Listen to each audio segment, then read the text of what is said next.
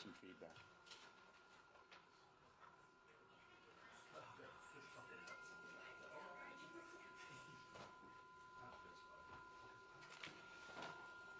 You know, you got a powerful name, don't you? I do. You know that. I don't know that. So is your name Ronald? Yeah. Well, yes.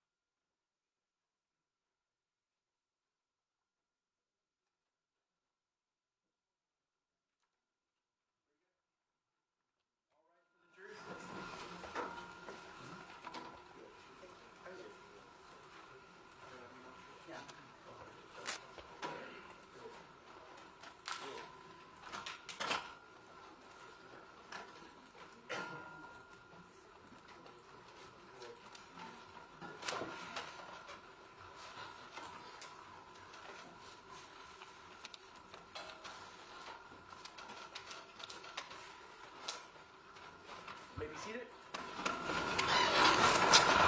All right, welcome back, members of the jury. Hope you had a pleasant evening. Hope you've had a good morning so far. We're going to go through, I think, the remainder of the day. I know that y'all have lunch plans. We're thinking about 1 o'clock.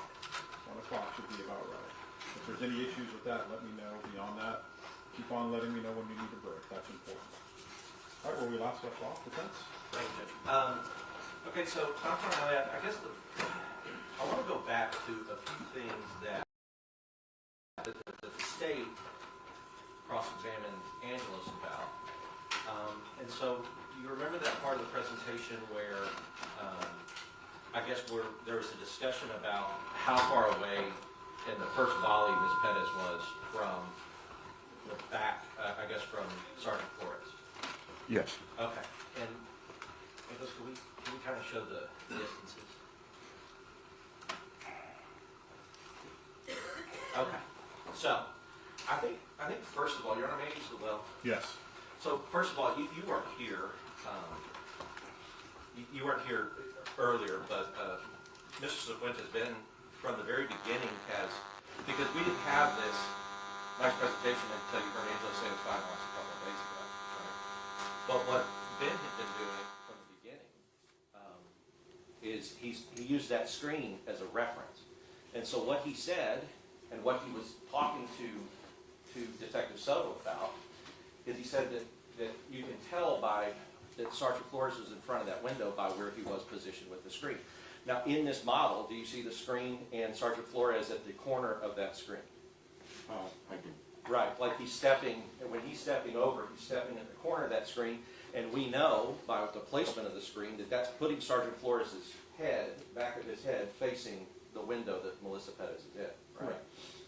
So when Detective Soto said that he wasn't even in front of the window, and Ben had to correct him, Ben was right that Sergeant Flores was in front of the window. Right. You can physically see that Sergeant Flores is in front of the window. Right. So, and let's talk about these distances, because Mr. Harris what he was talking about is he said, look, that's 6.5 feet, and he tried to say Ben was wrong about what we've been saying since the beginning of the trial, but I want to walk through that because I don't think he gave Angelos a chance to explain it. When we talk about those distances, that's the distance from Melissa Perez's chest to the body cam facing the other way of Sergeant Flores. You agree with that? Correct. Just so that everybody understands, the measurements that are derived by Mr. Levaglu are all in accordance of where the position of the body camera is. Okay, so body camera to Mrs. Perez's chest for everybody. Right. And so when she has that hammered out, we talked about it, and Tom talked about the, I don't know, I feel the feedback, but I don't know. Yeah, I thought it was my hearing aids, but there is feedback in here. I have no idea, but I'll look. I don't want to irritate everybody. I think it's this mic because.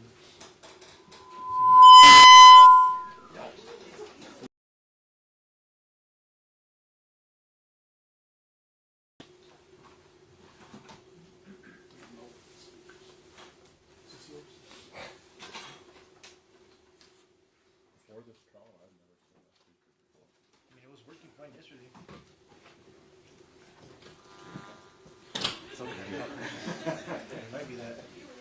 Okay, good, thank you.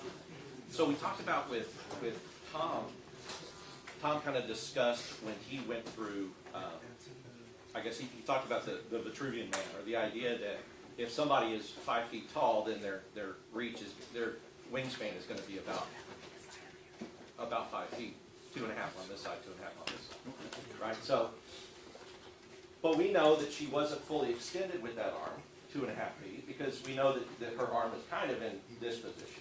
In a cock position. In a cock position, because that's how she hits the window. Correct. However, we do know that she is not, her chest is not up against that window. Correct. You can physically see that her chest is not up against the window. Right. So if she's a foot hammer, what Ben has pointed out the entire time was the distance from the hammer to the back of Sergeant Florence's head, right? And that's going to be a different distance than that 6.5 feet. Correct. It's the hammer, just so that you understand, injury, okay, not the person's chest or their head. Right. And so, if we took the amount of space that she is, that her chest is from the window, the hammer is at the window, and we know because it contacted the window. And then we took the amount of room or space because there is a, you know, me probably wider than him, but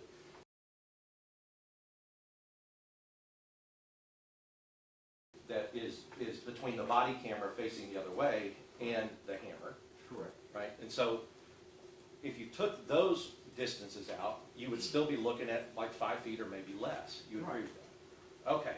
So then when Ben, from the beginning of this trial, without the benefit of any of this, has said that the distance from the hammer to the back of Alejandro Sargent's head was 5 feet or less, he was correct about that. Absolutely. All right. So now I want to talk about the, can we play that video? So I want to talk from Sergeant Thompson's video.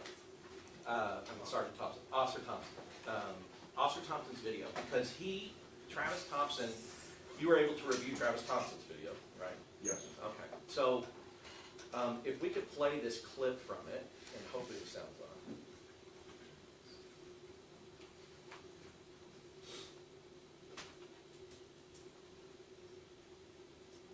No sound.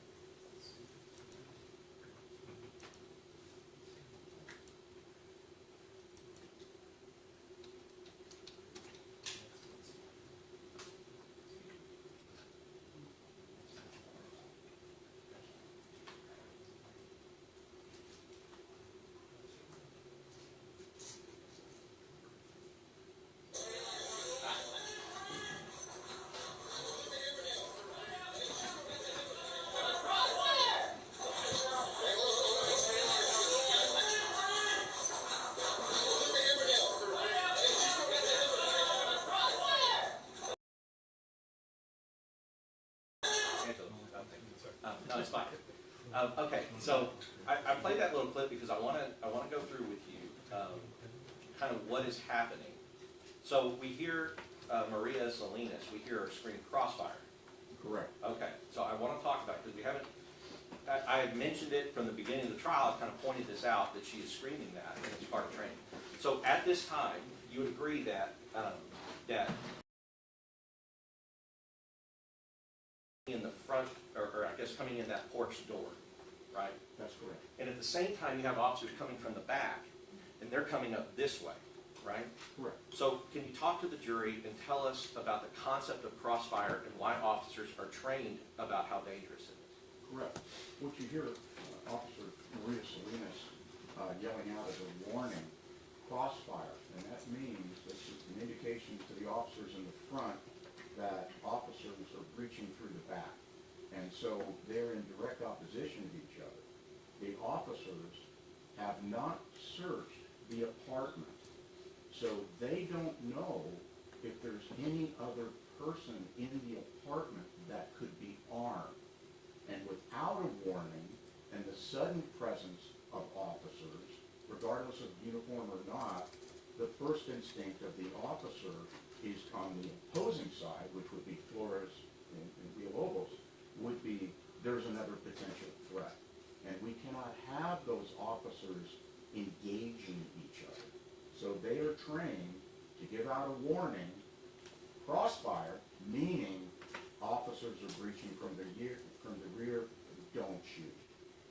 And then when you have this kind of training, and these officers would have had the same training, that same type of training. They all get the same training. Right, and when you have that type of training, you would agree that wherever it is, California, Texas, anywhere where law enforcement is being trained, they are always trained that they have to always be mindful of any other officers that might be in a crossfire situation.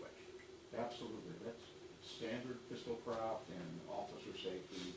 They're all trained throughout the United States in the same concepts. All right, so Angelos, could you go to the, I don't have your frame numbers, but can you go to the slide that shows Sergeant Flores' first shot and the distances between Melissa Perez and the door?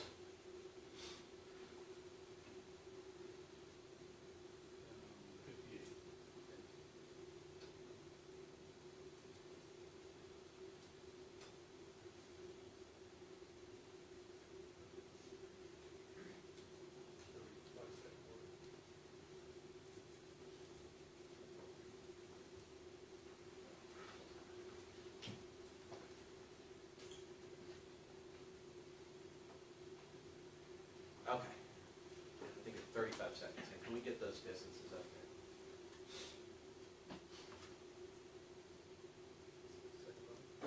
On the second volley, yes, where I guess it would be Sergeant Flores' first shot. Okay.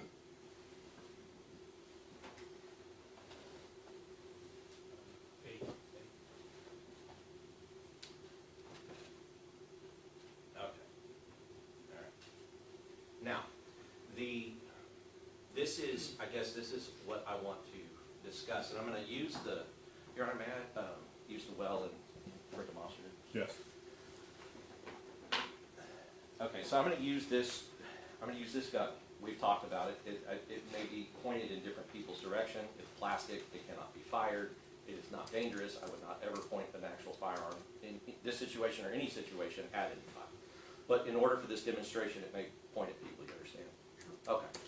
So when we talk about it, just as an aside, we saw that what was actually measured after Angelos went and did his 3D imaging of the scene and got all his points and got all his dots, what was actually measured was 16.1 feet, right? Correct. So Mr. Nisbet, doing basically high school geometry, had come up with a number of 16 feet without having the benefit of this, and he did his demonstration of 16 feet that was with a tape measure.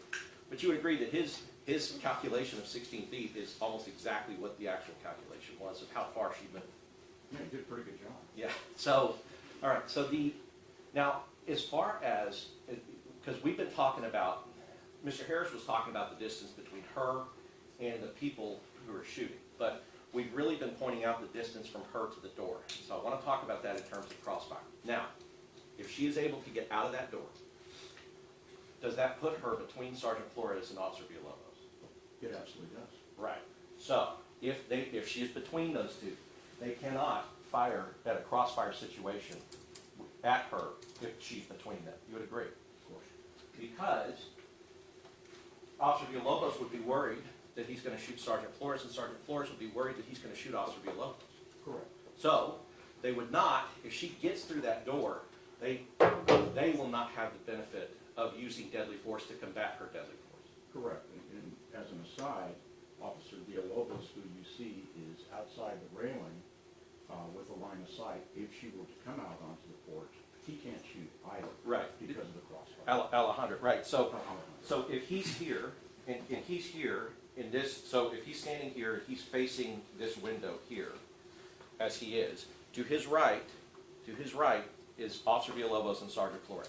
Correct. If she comes out, he cannot move right and fire at Officer Villalobos and Sergeant Flores. He cannot. So he has no benefit of deadly force to protect his fellow officers.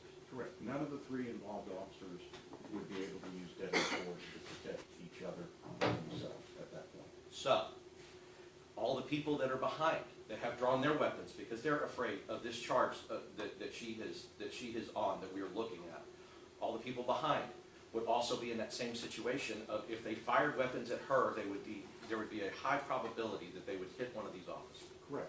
Nobody that was there, none of the officers that were there would be able to engage because of crossfire and what we refer to as friendly fire. Right. So if she gets out that door, which they believe is unlocked, they are now in a hands-on situation with a woman with a deadly weapon, with a hammer. Correct. And I agree. Eventually, they would all hands-on dogpile on her or do whatever they need to do to try. But in that situation, a melee situation, tell us what the risks are and the dangers. Well, first of all, it's going to be, utter chaos out there. The next thing, we just don't have like a civilian with a hammer. We have a person who's a trained roofer with their favorite tool of work, which they're very confident in using. I would suggest probably if you're a roofer and you're using a hammer every single day, all day long, you're probably more confident with a hammer than the officers are with a hammer. And once that woman gets outside, it becomes extremely dynamic because she can strike bilaterally. She can go right to left. And as we've seen with the hammer, you have the claw on one end and you have the striking surface on the other. So all she has to do is just wield that hammer very, very quickly before they can even react to it. If you remember, we talked about the overloop. So just picture somebody being on that. Your Honor, may I stand up for a second? Yes. And can I get that, Mr. Goss, can I, no, I want the hammer. Oh, the hammer.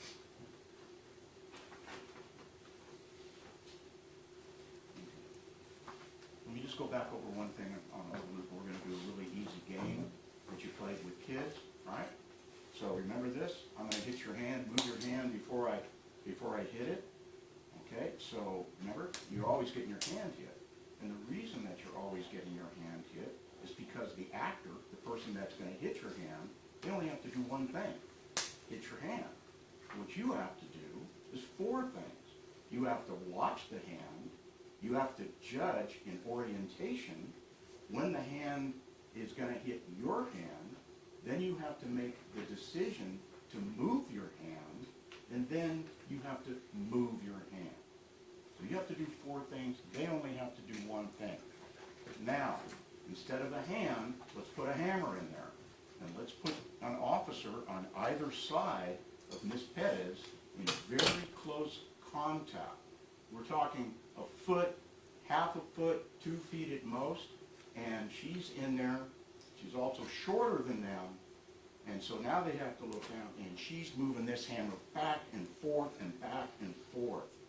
Think about your ability while this hammer is moving rapidly back and forth to be able to see it, to orient, and to try to block it or do something.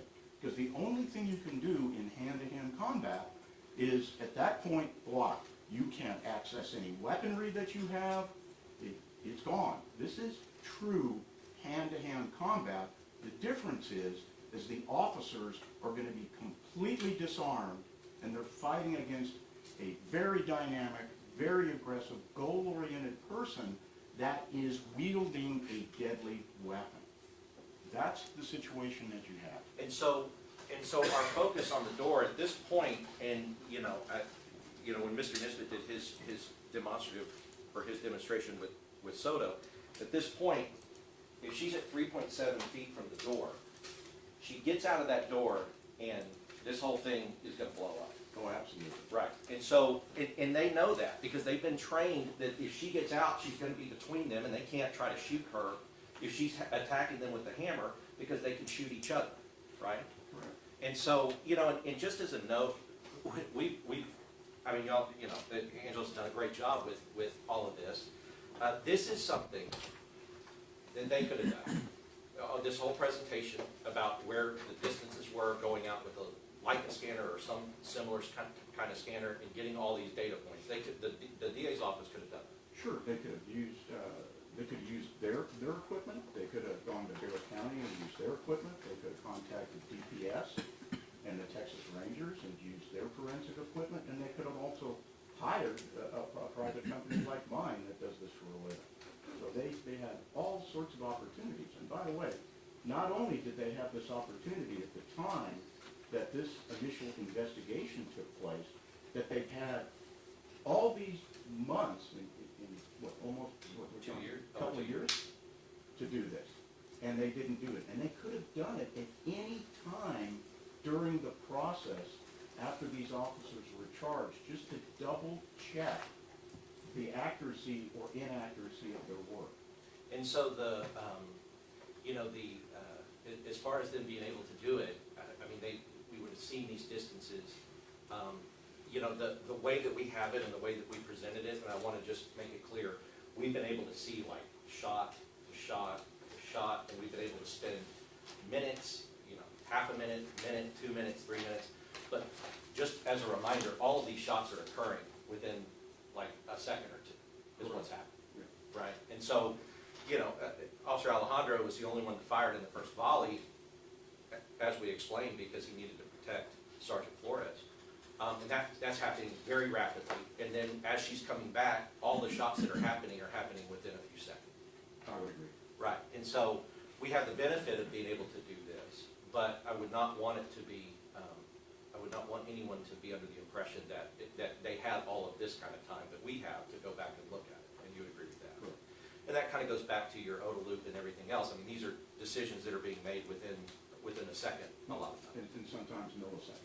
Right, and so and we talked about that 3.7 feet to the door. And so the 3.7 feet to the door, I believe you said, and I don't know exactly, but I believe you said that she was moving, at some times she was moving at 9 feet per second, and sometimes she was moving at like 6 feet per second. Correct. Right, so if you took whatever time this is, I think this might have been the 6 feet per second time, but even at that, and I think it's right there too, 6.6 feet per second is on that frame. What that means is that in half a second, from the time that Sergeant Flores shoots, in half a second, she's gonna be at that door, right? That's correct. Right. That's accurate. And so, we've talked about, as she gets to that door, all of this is out. And so now they're gonna be in an unarmed, hand-to-hand combat with somebody with a hammer. Yes, there's no doubt about this. So and as far as in their, and it goes back to their mindset, and I guess it goes back to Detective Soto's mindset. Now, Detective Soto said, Your Honor, may I press the pause button? Yes.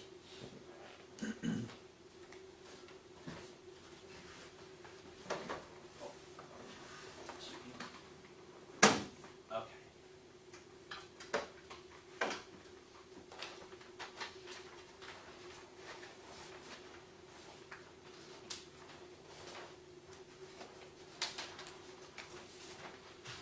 So when Detective Soto in his warrant affidavit to arrest these officers for murder, he said there was a wall, a window blocked by a television, and a locked door. So, as we talked about and we've discussed, we know that the door was locked, but you also agree with everybody who's testified that based on everything that you've seen, that all of them had a reasonable belief that it's unlocked. Correct. The collective, there's plenty of evidence here that the collective knowledge of the officers were that they believed that the door was unlocked at the time. And the state's, I guess, justification and Detective Soto's statement, basically, that they've repeated, that she's only trying to kill or seriously hurt them when they were attempting to arrest her. How do you feel about that statement? Well, first of all, it's speculative, and it's not borne out. It's not borne out by the fact. So the detective speculates, gets into the mind of the individual. So we need to look at things behaviorally, because we are not allowed to diagnose. We have no idea what's in the mind of the decedent at the time. All we look at is the behavior and the repeated behavior of the decedent. And also, it's already been covered whether the officers had a legal right to make the arrest at that time. So I'm not going to get into the legal things. You've already heard all about that. But the detective, during his investigation, was consistently speculative guessing, that's what speculation is, guessing, without benefit of any type of forensic facts to support what his opinion was at the time. And as far as, because I know that you have maintained your ties with the law enforcement community. You are a law enforcement officer yourself. As far as this idea that if Melissa Perez had hit and killed any of these officers with that hammer, that she would have been justified in doing so. What is that kind of idea? What does that do to the law enforcement community?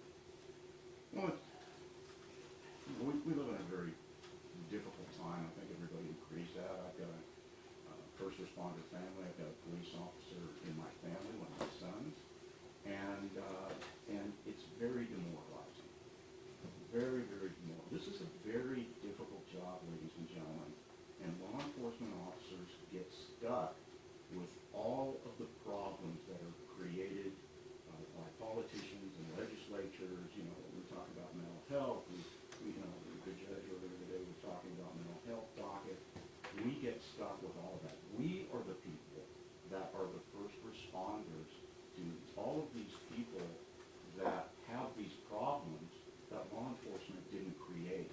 Yet, in literally the blink of an eye, as in this case, we are expected to resolve these issues and these people as peacefully as possible, not use force. And I think it's really important because you see so much of the use of force on television.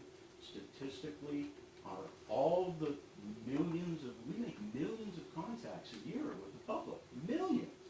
And out of all these millions of contacts with the public, under very diverse circumstances, force, meaning physical force, is only used 1.6% of the time out of all these millions of contacts. And officer-involved shootings, the statistic, you can't even reach the statistic, it's so small.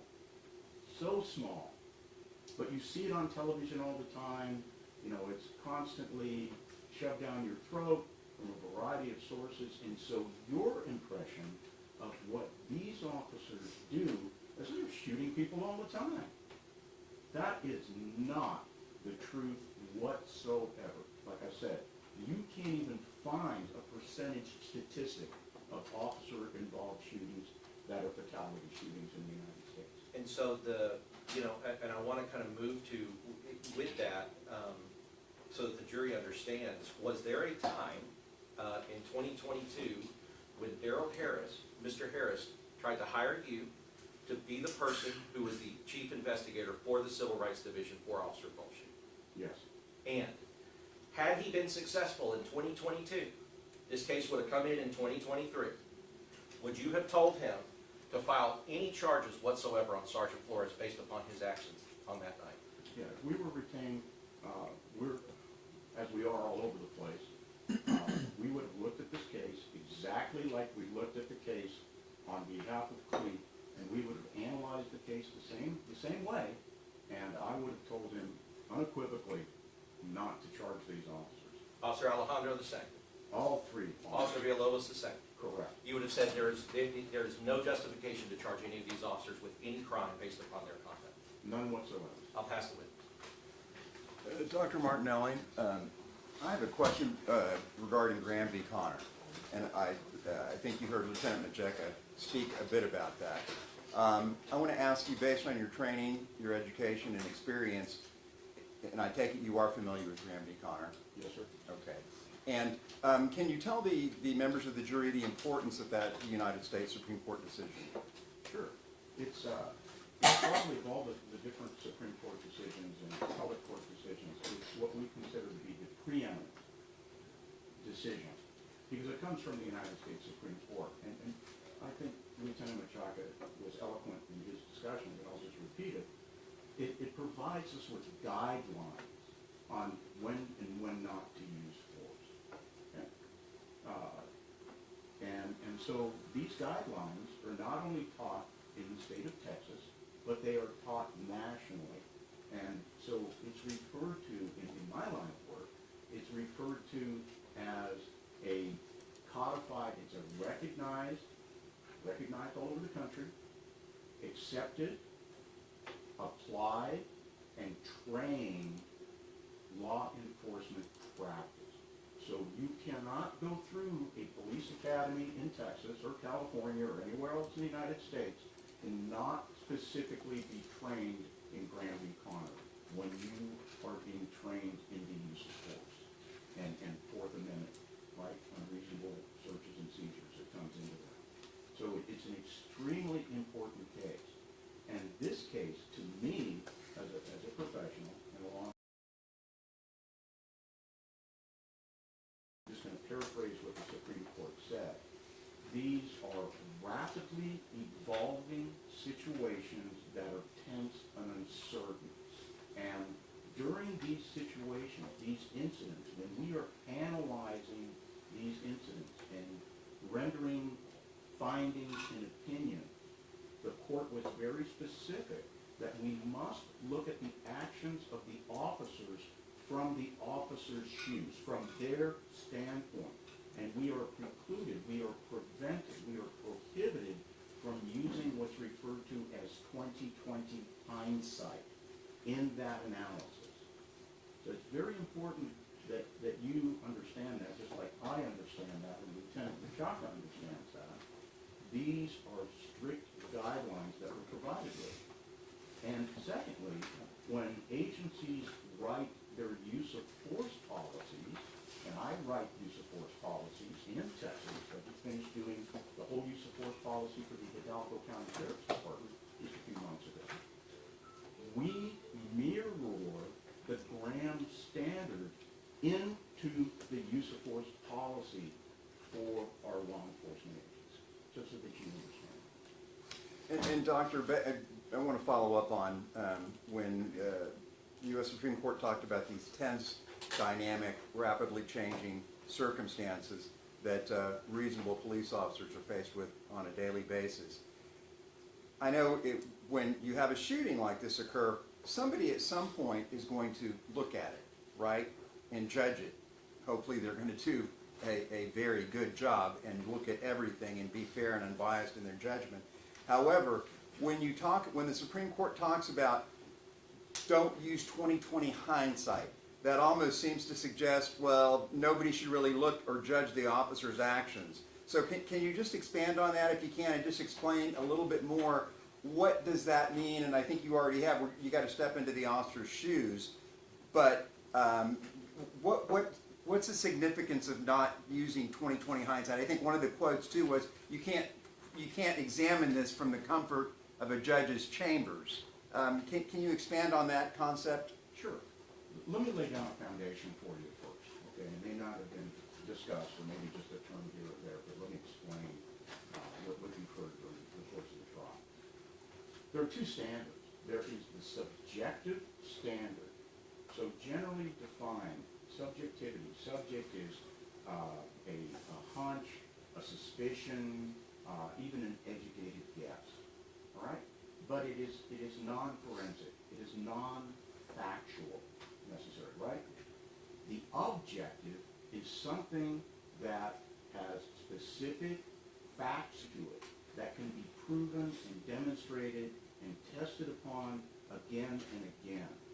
So when we are investigating an officer-involved shooting, and we are using science-based methodologies, if that's applicable, if we're able to do that, like in this case, what we have to do is remove all the subjectivity from that investigation.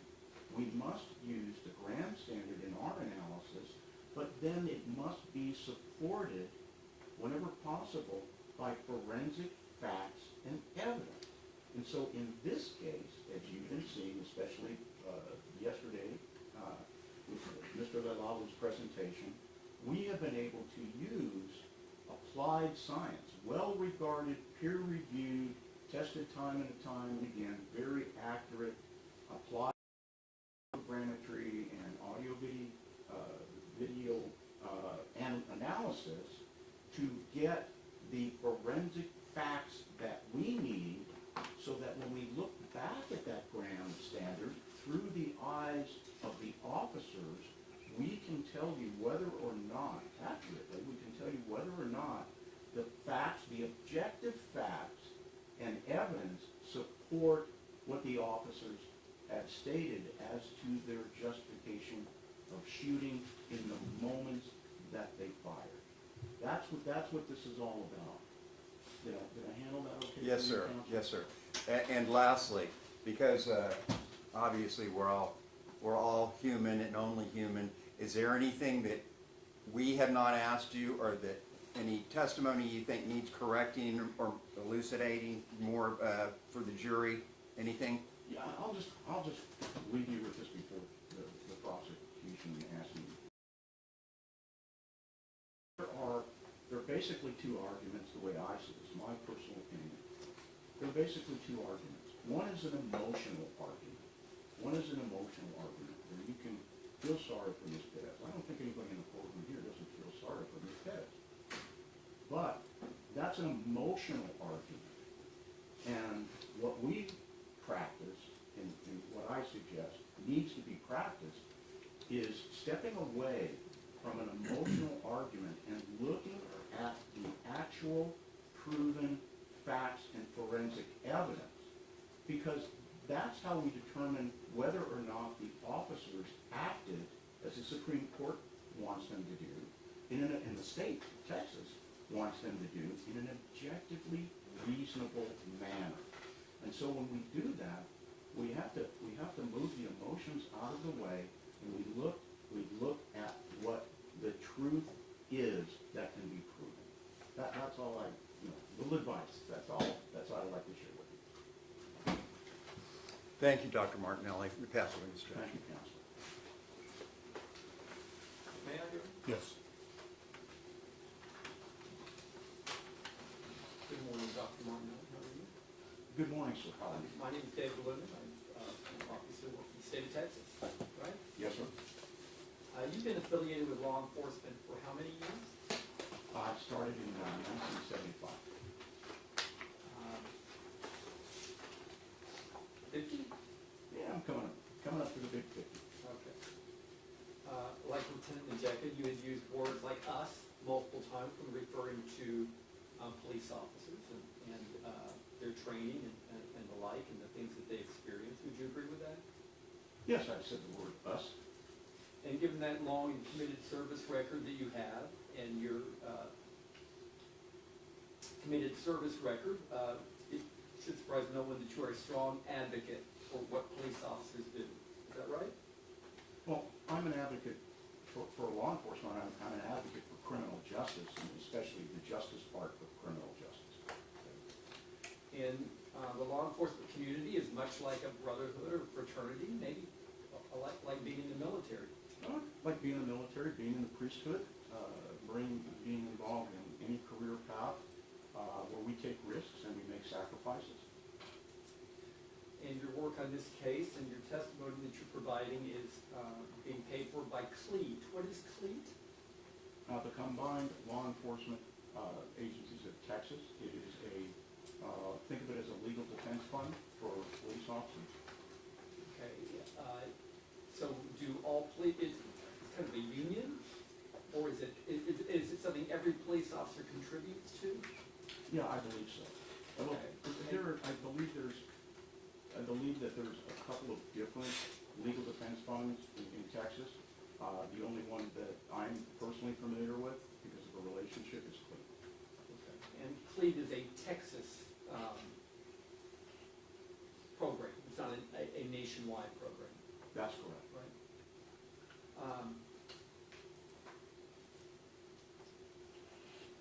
And, I mean, how many hours have you worked on this?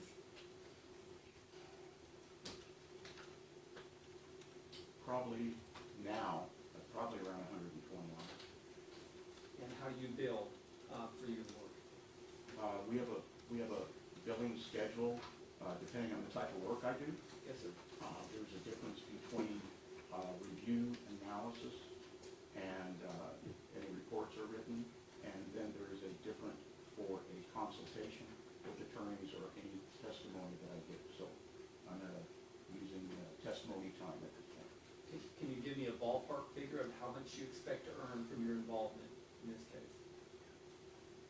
Well, I can only tell you about how many hours, and I think I have. I've spent somewhere around 120 hours in this case.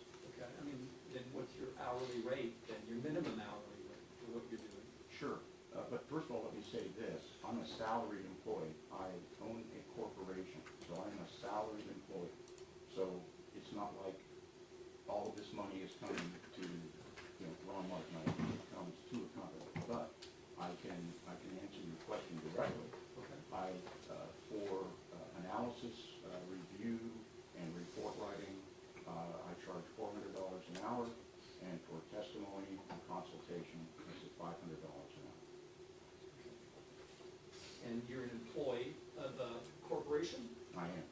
What's the corporation? It's a limited liability company, Martinelli and Associates Justice and Forensic Consultants, and we have a staff of 20. Now, when were you retained in this case? Hang on 1 second. Okay.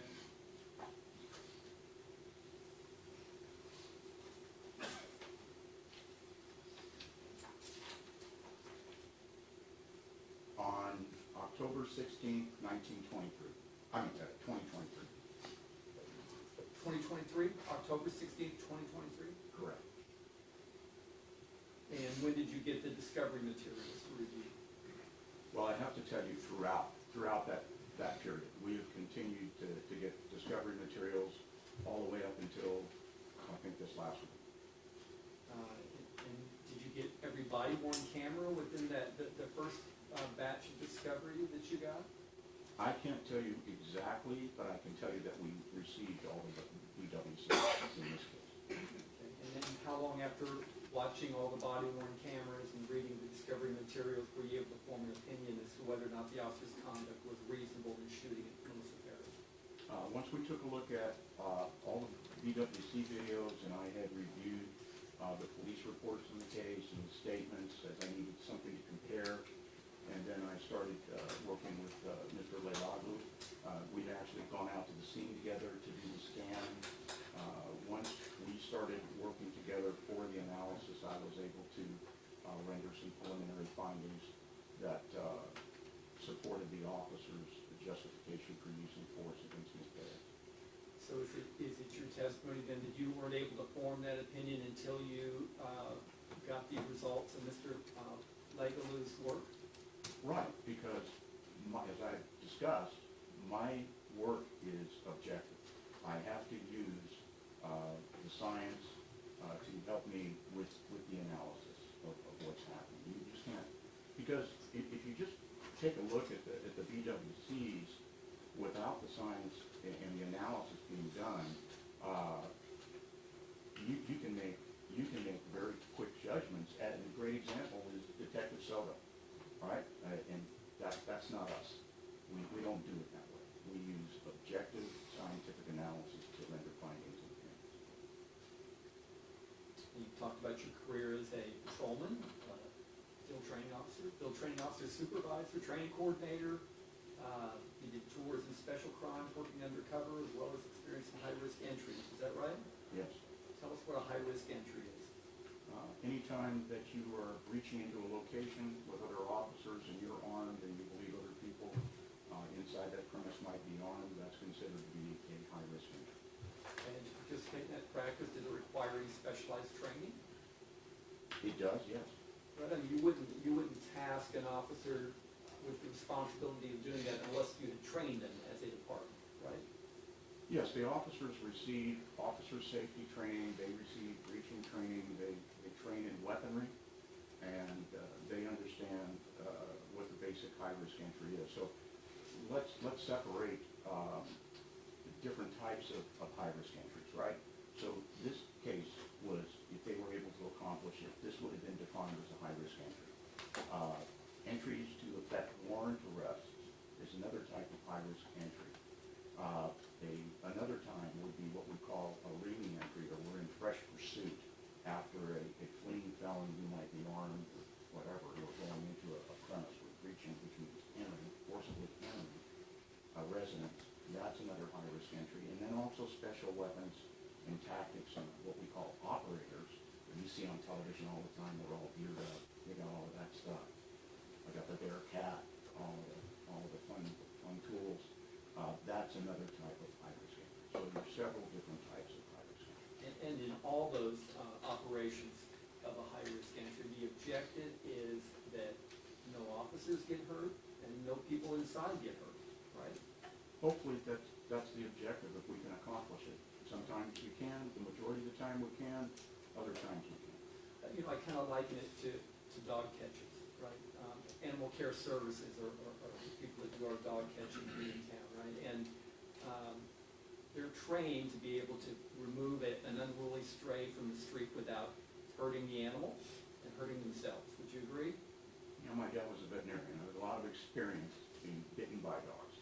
I mean, and they're trained adequately so they can do that. I mean, I don't see on the news any dogs getting shot in the street, right? Well, not by animal control people because they're unarmed. Yeah. They're able to accomplish that task unarmed. Yeah, but often they get bit. Yeah.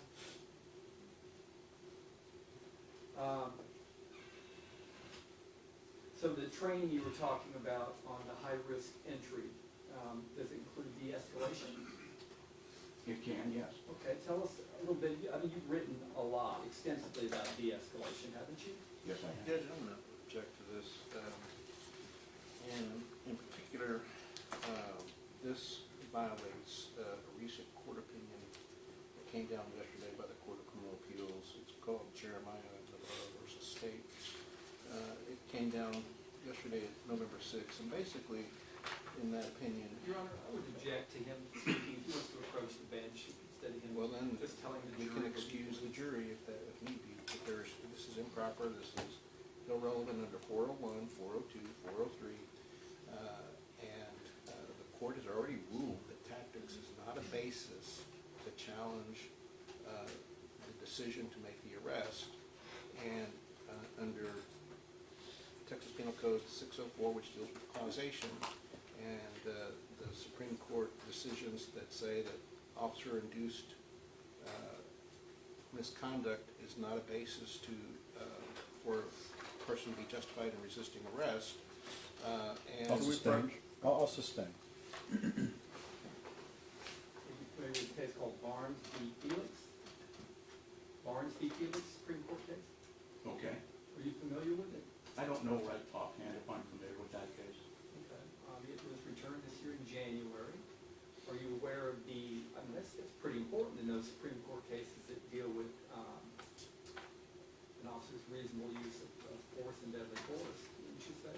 Yeah, I think I would refer to Broughton v. Texas, which is a Texas State Court of Appeals case, which discusses the same guidelines for the use of force. And I'm sure you know that case. Well, Barnes v. Felix, right, stands for the proposition from the Supreme Court that in evaluating an officer's reasonable belief, you don't focus on the moment of the threat, you focus on what? Are you talking about pre-shooting conduct?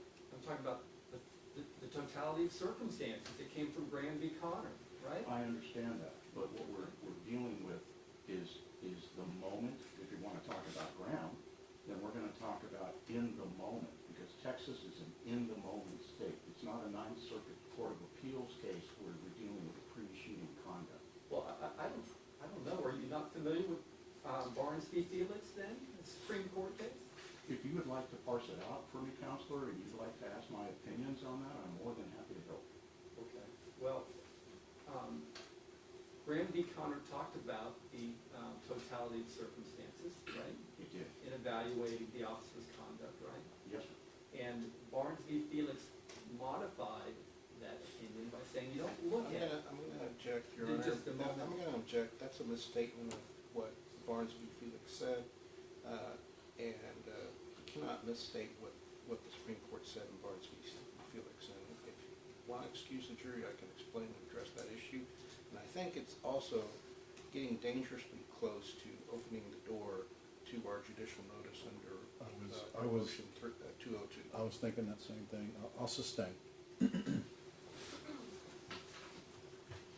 In the training that officers receive in conducting high-risk entries, are they trained in the use of non-lethal and less lethal force? They are. They are, what kind of training they receive regarding the use of those kinds of tools? Sure, for non-lethal force, then we talk about psychological presence, which is having more than one officer present. And what we mean by psychological presence is if it's just one-on-one to a resistant person, they might want to consider resisting the individual. They might say something, well, I think I can take that guy on. I'm not going to let this guy arrest me. And so that's why we'll bring in another officer, or maybe 3 officers, because psychologically, the individual that's resisted is thinking, well, I might be able to take that one guy on, but I think eventually it's going to be dogpile on the rabbit and I'm going to lose. So that's the psychological application of what we call non-forceful intervention. The next one is tactical negotiation, dialogue, communication, and a more current phrase is called de-escalation. And so the purpose of dialogue and communication is to attempt to develop a rapport for the individual and try to maybe assuage any concerns they have about the arrest, and then try to convince them to submit to custody. So when we talk about tactical negotiation or de-escalation, we are trying to get the individual, who's our audience, our resistant person, to submit to custody without any use of force being used. In other words, a peaceful resolution. Beyond that, we can also increase that level of dialogue to de-escalate. So, like right now, in very calm voice, I'm talking with you like I would try to convince someone to give it up and put your hands behind your back. But other times, we might need to raise our voice and issue loud directions and commands. Because sometimes people are under the influence, or they're not focused, or there's an issue with them concentrating, and we also need to provide them with at least a foundational understanding that we are going to take them into custody, and we need them to comply right now. And so we might use a loud voice at them. Sometimes we might even swear at them, right? When you hear somebody say, get on the effing ground, or something like that, because now there's more urgency, there might be more risk associated with that, and so that's the dialogue to yelling, or maybe even swearing from time to time. The next one would be the use of force. So use of force is everything from physical arrest and control techniques, where we're grabbing somebody, maybe putting what we call a twist lock on them. Physical control can also be some pain compliance, where we're exerting a little bit of pain, which is designed to, using the pun, force them into compliance. So that's a compliance generating thing, and then we'll handcuff them. We might have to use defensive tactics in the case of active resistance, dangerous resistance. We might have to use some martial art, take them to the ground, put them in a controlled position, so that's DT, including punches and kicks and things like that, depending on the severity of the resistance and the risk that they're presenting to us. And then we can go to weaponized force. So weaponized force would be like a chemical agent, like pepper spray. You all know pepper spray, right? And so we might pepper spray the individual because it creates both a psychological and a physiological response, pain, blinding, something like that, and that's used for controlling force. We might use a taser, which is an electronic control weapon, and you're familiar with tasers from this case, and also the limitations. So don't forget, chemical agents have a lot of limitations, and electronic weapons have a lot of limitations. We might go to an impact weapon, or a baton, right? You heard of batons, ASP, it's an expandable baton, and which is basically a steel pipe, right? And we might use that for 2 purposes, not just hitting someone, but using leverage when they're on the ground and trapping their arm and bringing it behind their back. So we can use that defensively. We can also use less lethal munitions, which are things like sponge rounds, like a 40 millimeter sponge round. You might might be a plastic round, it could be a rubber bullet, it can be a pepper ball gun, those are impact rounds. And then we have, depending on the state, we can use what we call a carotid restraint, which you see this in martial arts all the time. You might call it a blood choke, or you see this all the time if you watch martial arts, and then we can go to canine.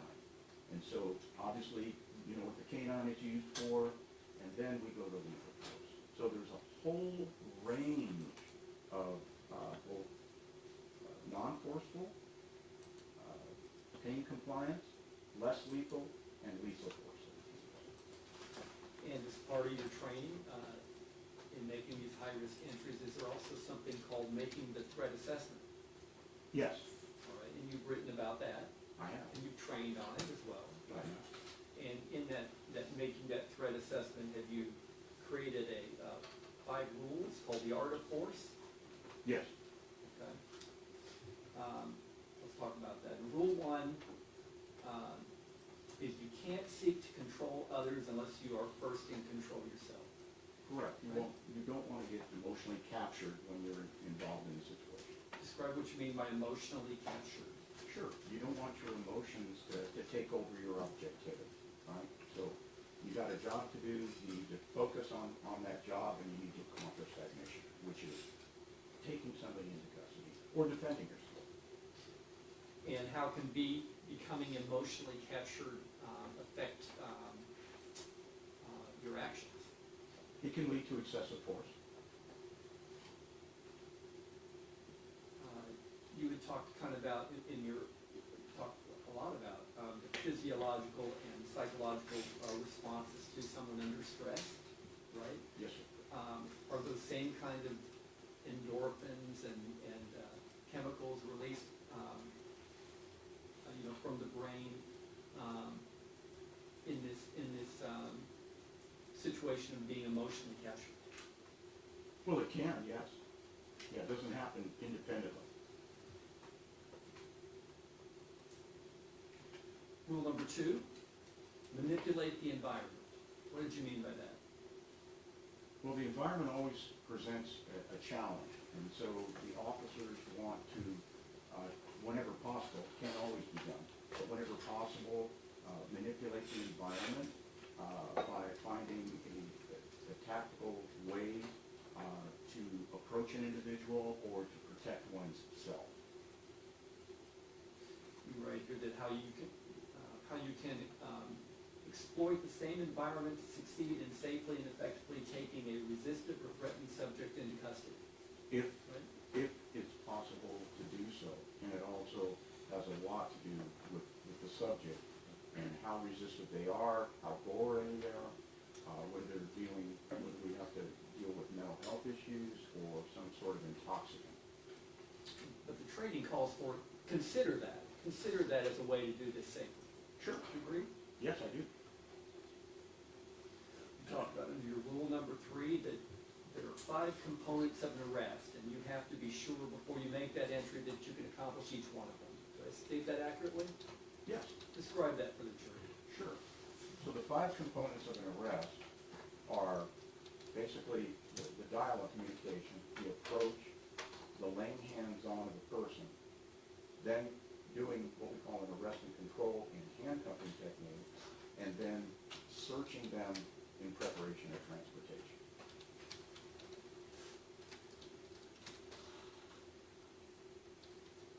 And you write here in this article, and say you write this article, but you train on this too. It's not just you wrote it in this article, right? It's true. I appreciate you reading my articles, by the way. Thank you. I haven't had anything else to do. You point out that after considering the circumstances, you believe that you cannot safely complete or accomplish all 5 of these arrest components. Don't attempt to make contact. If that's possible, yes, but sometimes we have to make contact. Well, if possible, right? You talked about Yeah, if that possible, leads sure. us, All that things leads are us to possible. the rule number 4, which is, well, actually, I can jump to rule 5 and come back to rule 4, but time is your friend. Time and distance are your friends, right? Yeah, so they can be your enemy. Yeah, we'll talk about that. Distance and cover are your friends? Is that your rule number 5? They can be, yes, we've talked about them. Okay, well, discuss with us how distance and cover can be your friends in approaching a situation where a high-risk entry is necessary. You want me to discuss that? Yes, Sure. I will just ask yes or no questions. Oh, okay, go ahead. What is your yes or no question? I said I'm not asking you a yes or no Oh, all question. right. I'm Sure. allowing you to discuss what you meant in approaching a high-risk entry and making a threat assessment about how distance and cover are your friends. Sure. And we can take this one, this particular thing. So, I think we've talked about this before. It's always better to try to take somebody on and arrest them. If that's the goal now, and you've made your decision that you're going to affect them around, it's always better, and I think you'd all agree, that you want to take somebody on when they're not armed, right? When they're not armed. And so, in preparation, you look at the resources that you have available to you.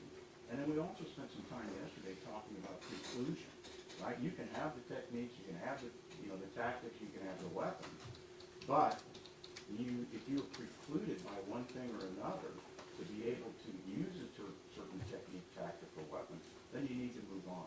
So we consider our resources, and there's been a lot of evidence here that the officers considered the resources, the supervisors considered the resources, and they made a rudimentary plan to enter the premise.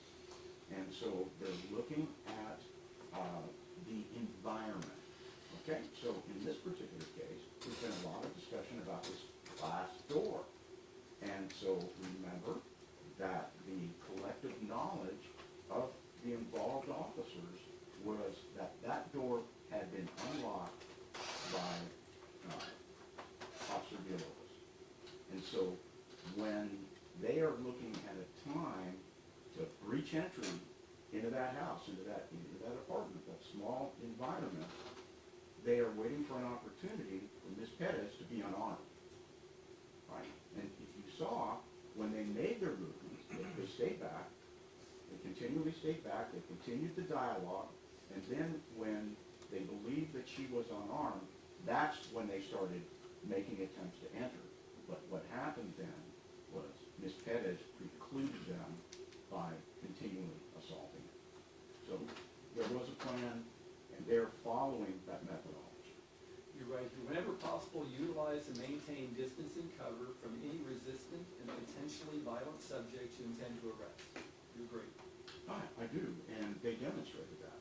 And distance allows you to observe more and prevents visual distortions such as perceptual narrowing or tunnel vision. What do you mean by that?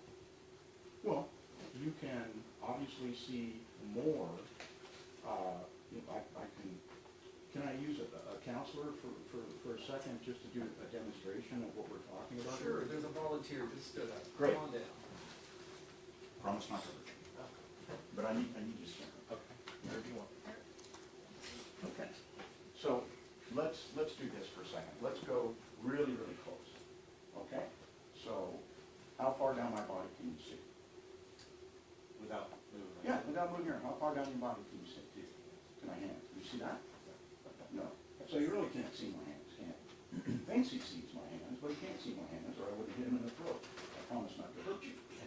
Okay? So that's a great example. Okay, so now let's step back a little bit. No, not you, I'll do it. Okay? So now, how far down my body can you see? You can see my feet. Okay, so when I make a move, all I need you to do is go through the OTA loop and just move back. You ready? Ready. See, he was able to do that. So that demonstrates the reactionary gap that we talked about, right? Distance versus reaction time. So when I'm up close, he thinks he can see something, but he really can't, and he has like 0 reaction time. Because remember, I only had to do one thing. I only had to just hit him in the throat.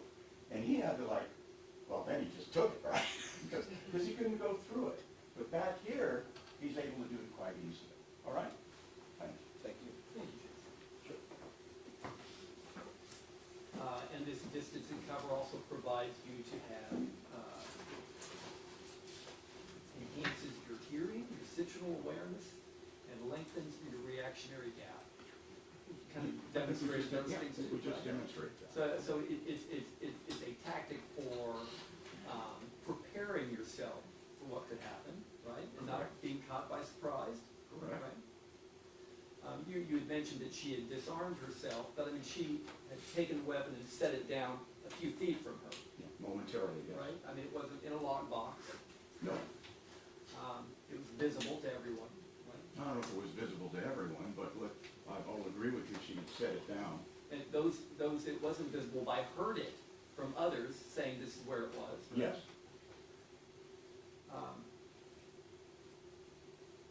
Maintaining distance from resistant and or threatening subjects presenting as agitated, not psychotic, or those intent upon choreographing a suicide by cop scenario significantly reduces the acute paranoia these subjects might experience through space and time compression, right? Correct. Right? So it's not only doing something for the officers in proceeding and preparing themselves for any kind of attack, it also is de-escalating to the subject, keeping time, keeping distance and cover away from them. Well, no, not That's not what you necessarily. meant. Go ahead and explain what you meant by that. Okay, fine.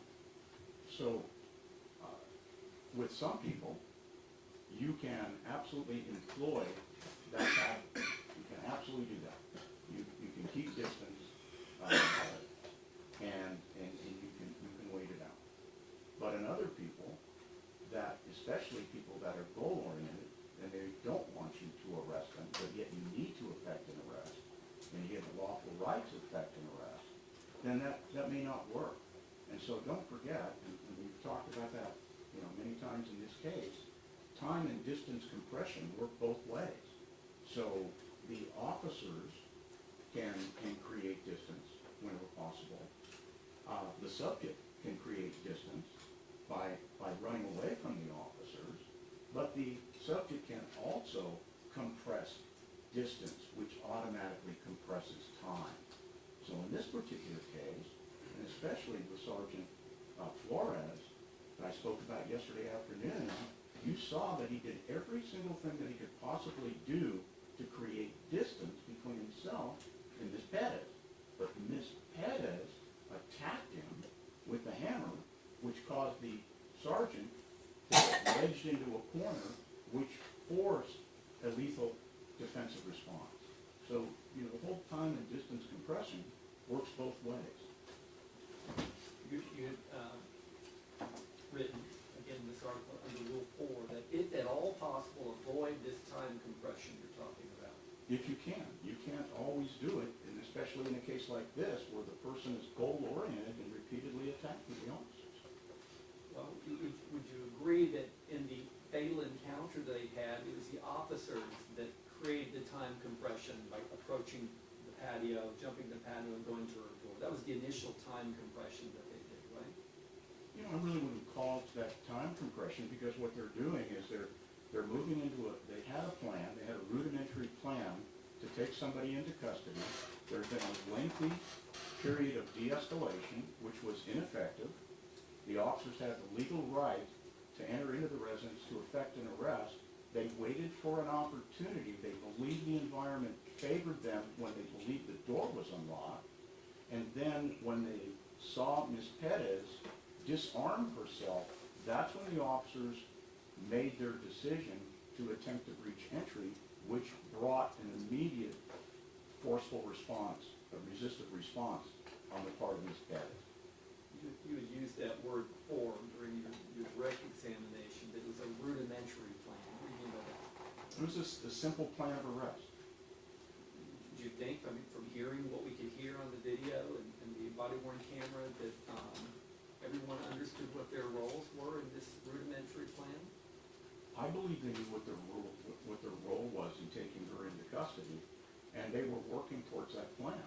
I mean, it's pretty evident when you watch the videos that Officer Villalobos was reaching through the door to unlock the door. I believe you can even hear the door click, indicating to a reasonable officer that he had attempted to unlock the door. And then they had positioned themselves tactically in a way that once the door was open, they could breach entry into the apartment. And they had, as the third officer, they had lethal oversight, and they also had an officer with a taser. So that is what you call a rudimentary, simple plan of breaching an arrest. You kind of went on in here to talk about the importance of not compressing time, or time compression, when possible. And you explained your reasons for that. You said the trick is to follow Rule 1, which is not to become emotionally captured, right? Right, and I saw no evidence of any emotional capture on any of the three involved officers here. And become so emotionally captured to an event with a resistant or threatening subject that you become unreasonably phobic and adrenalized to the point that you rush into a situation that you don't have to. Correct. Is that a thing? I saw absolutely no evidence of that in this case. That someone who's emotionally captured could be sufficiently adrenalized to rush into making a decision that they didn't need to. It probably wasn't good police protocol. Sure, I'll repeat what I just said. I didn't see any evidence whatsoever of any emotional capture on the part of Sergeant Flores, Officer Villalobos, or Officer Alejandro. I saw absolutely no response that was emotional. All right, let's take a short break. All rise for the jury.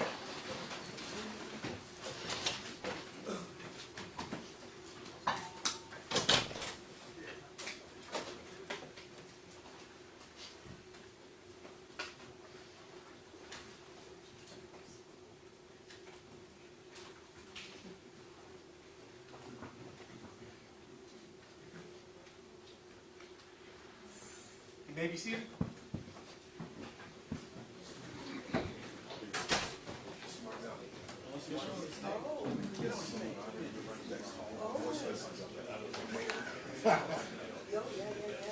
It's good to see you, Counsel.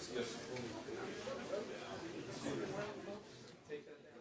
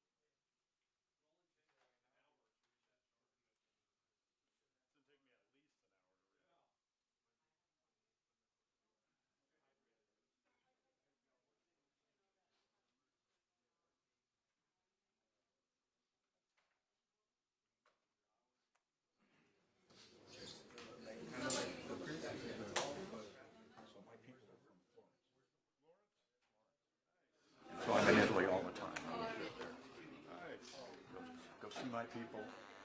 I went once when I was in my 20s. I went to Rome. I was a student in London. It was an opportunity. One of the trips I went to the conference. One of them.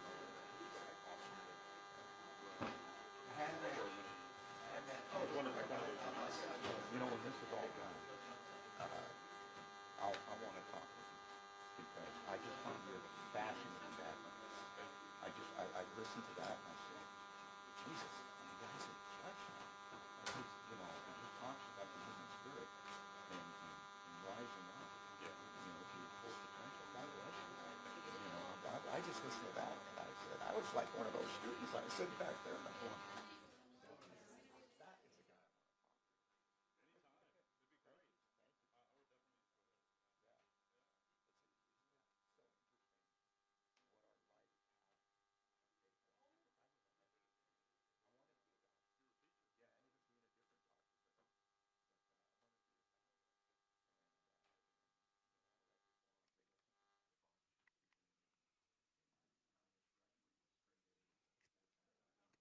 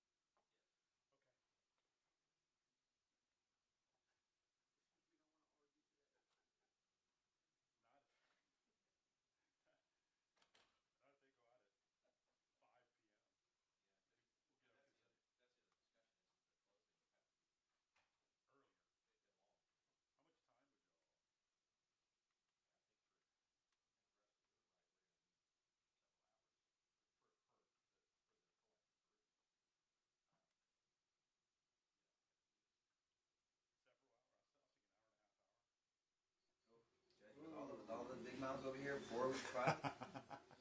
Nico wants 5 hours. Well, okay, so officially, it starts when I start reading the charge. But if y'all, That charge is gonna take you 35, an hour, an hour. but if y'all agree to, see, if y'all were to agree to break, then I could read the charge one night, and then, right, depending on where we're at. And argue the next day, it just kind of,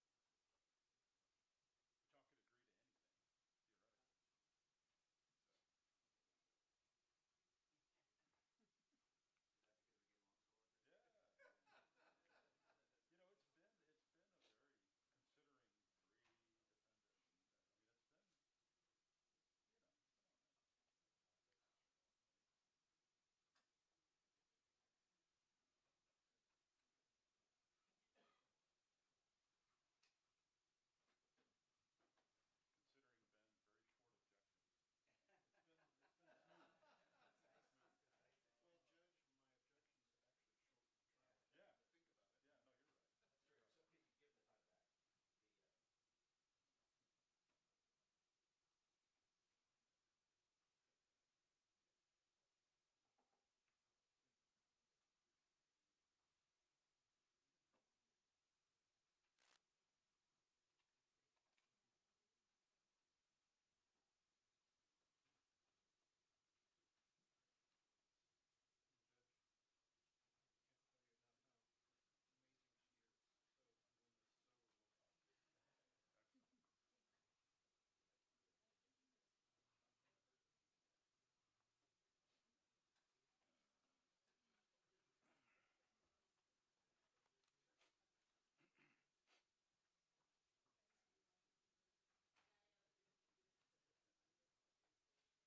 breaking point. Maybe if we can get an IT to come and give me a direct, Yeah, that'd be perfect. I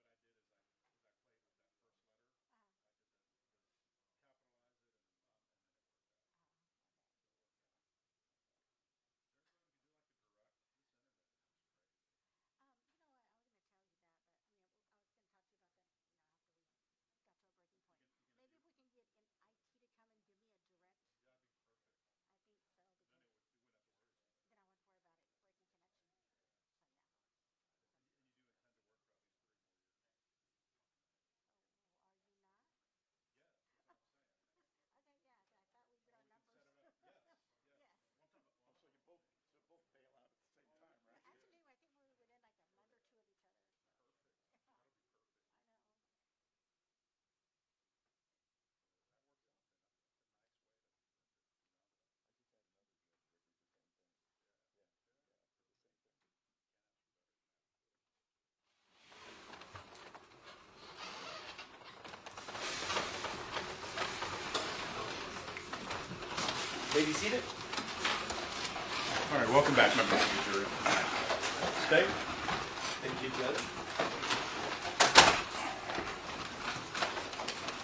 I don't want to refer to too many more of your articles, but you did write a few about the Tuller drill, right? I'm sorry, can you The repeat? Tuller drill, you've written articles and taught about the Tuller drill? Yes. You could mention a little bit of that on direct. That's correct. Right? This actual was first published, what was it, in the 1970s? When did the Tuller drill first come to mind? It was in the 70s, and it really, it started with then Sergeant Dennis Tuller from the Salt Lake City Police Department. And basically, he's a firearms trainer.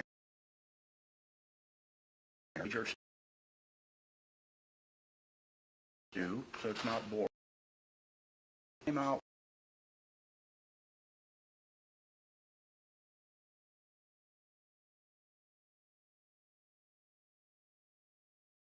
a bad guy with a rubber about 20 officer that he was training, and they had him stand in the center of the circle, and then had the guy with the rubber knife run at him, and the officer had to draw from a holstered position to see, and using what we call simunitions, or fake rounds, blood rounds, if you could hit him. And so that's what that was all about. And so they determined that within 21 feet, a person rushing at you, the officer would not be able to successfully engage that individual for self-defense without being seriously injured or killed. Now, I did similar experiments to that. We actually televised those. Those were on CNN. And I did, there's a very famous author in New York, his name is Malcolm, writes for, I think, Atlantic Magazine, and he had written about officer-involved shootings, and he was critical of officer-involved shootings. So I invited him to come out to Bernie, because that's where I live, that's where our living lab is, and come out, and we put him through 4 different scenarios as an officer. And when he shot when he shouldn't have shot, and then other times, when he was supposed to shoot and didn't shoot, he got killed. And so we took that and turned that into research, and then published an article based on that. So that's what the prosecutor's talking about.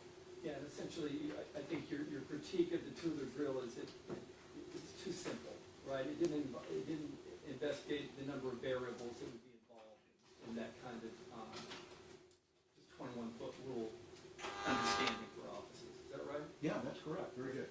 And what kind of variables did it not consider?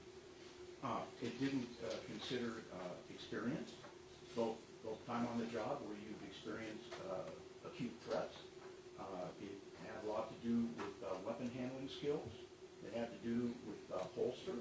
It had to do with, again, your pistol craft, and how many times you've been out to the range, or how many rounds you fire on a continuous basis. And so I compared the variables as being rookie police recruits in their first week of firearms handling to Tier 6 Navy SEALs, right, who have fired millions of rounds. And I found that depending on the experience of the individual, meaning all of their experience, right, and their experience using their handgun, that actually the 21-foot rule, which had sort of become dogma. I said it was never intended to be a rule. I spoke with Sergeant Tuller, Lieutenant Tuller then. He said he never designed it as a rule. And I hypothesized, based on our research, that really you could get back as far as 60 feet when you attacked an individual before a rookie police officer with a threat level 3 holster could draw and fire their gun and hit that person without being killed. So there was a lot of variables involved in that. Let's talk about the aspects of the criminal investigation that you reviewed by Detective Soto, right? You had, I don't know the word that you necessarily used, but you believed it was inadequate. Yes, sir. Right? Tell me, in your opinion, what evidence he failed to collect. Sure. He collected evidence. It isn't really what he collected. It's what he did with what he had. And then based on what he had, which were known things, the BWCs, interviewing people, the photographs, the autopsy report, the ballistics, what he failed to do with that information, that evidence, that would move the investigation from speculation to objectivity. And so the object is for investigators, detectives, and someone like me, we are not supposed to advocate for people or entities. We are supposed to advocate for forensic facts and evidence as best that we can determine them, and you've heard this term and I've used it, to a reasonable degree of based investigation. And we need to remove the confirmation bias and the implicit, the subconscious bias from our investigation. And so as information, we call it discovery or evidence, is coming to us, we need to analyze that, and we need to be saying to ourselves as detectives, what more do I need? And so going back, and first of all, you need to ask the right questions during an officer-involved shooting to your officers and to your witnesses. You need to know the questions to ask them. And in order to do that, you've got to look at the BWC evidence. And based on that, that gives you a lot more questions to ask. And then you should be doing the scanning and getting ideas conceptually and accurately of what that apartment looks like, right? What does that apartment look like? What does that porch look like? What are the constraints? And then you may want to go back and ask more questions or do further analysis. And to the point where you come to a decision as to whether you believe the officers within, you heard this term all the time, the totality of circumstances in accordance with what Texas laws are in the United States Supreme Court, whether what the officers did ultimately, even though very difficult, was objectively reasonable. Did they act in an objectively reasonable manner? That's how you conduct the investigation. Do you believe that on an OIS, officer-involved shooting case, that the agency that the officer works for or employed by should be the one doing the investigation? Well, that depends on the, that's a great question, by the way, Counsel. Is that my first one? No, they're all good. That really depends on the sophistication and the resources of the agency, right? So some agencies are very sophisticated. They've got a good CSI unit. They have good detectives, well-trained detectives, experienced detectives, and they have the forensic ability, not only the experiential ability, but they have the forensic ability to be able to self-investigate. Other agencies, and for instance, I work with the Texas Rangers. I've worked with them on officer-involved shootings. You can reach out to another agency, right? So you reach out to the DPS, to the Texas Rangers. You can reach out to other counties, and I practice throughout the United States, so I'm familiar with different types of OIS shooting teams. And so sometimes there's a regional, as you know, Mr. Prosecutor, there can be a regional OIS shooting team where you get very experienced detectives and CSI people from maybe 3 or 4 departments. They join together, and then in a joint task force relationship, they will investigate officer-involved shooting. When I work for the United States Department of Justice, I do strictly officer-involved shootings for them. They will also, besides maybe having the FBI look at the investigation, they will call in other professionals to check the work, to make sure that the United States government is doing it right. Okay, so there's a lot of different ways to do that.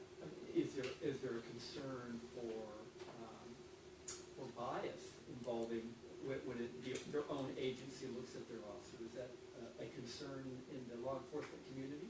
Oh, absolutely. This is a great example of bias, where the investigation was just in its infant stages, only hours old, and then my understanding in listening to the testimony was that the chief of police, Mr. McManus, made the decision through command staff, the upper echelons of command staff, that this was not a justifiable shooting, and that was apparently,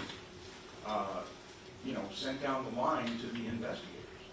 And so there was a tremendous amount of confirmation and implicit bias already before the detectives really even got the beginning of a handle on the case. I guess the question I had for you was, isn't the concern that the agency would be biased for the officers, not against them. No, not necessarily. We live in a very political time.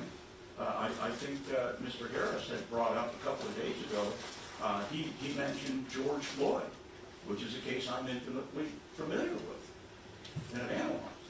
And he said, well, after George Floyd, well, when I do something like that, that tells me that there's a bias already involved in this case, because they don't want this San Antonio shooting to reflect anywhere on the George Floyd shooting.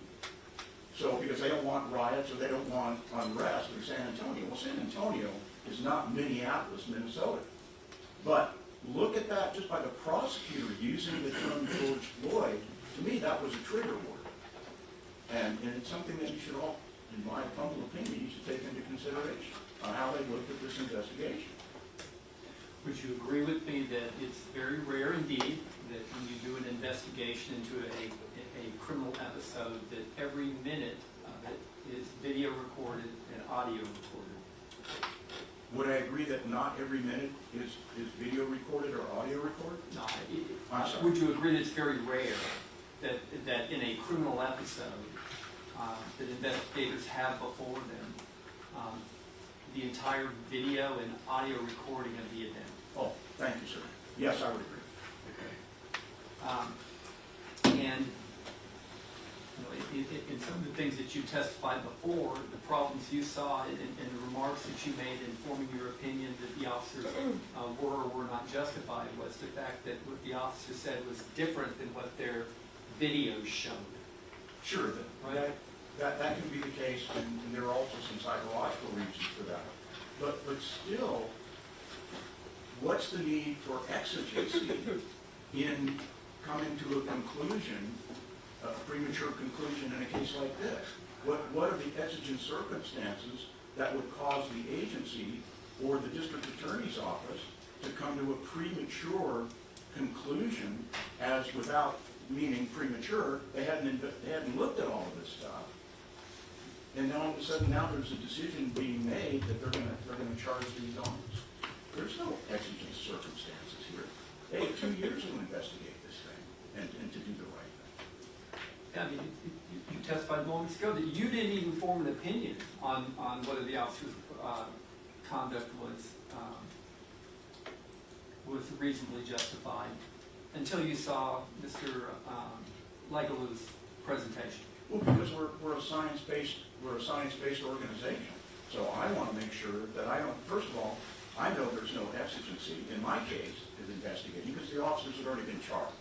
So the only thing I'm looking for is what's the court date, right? What are my dates where I know I'm going to have to come in here and testify?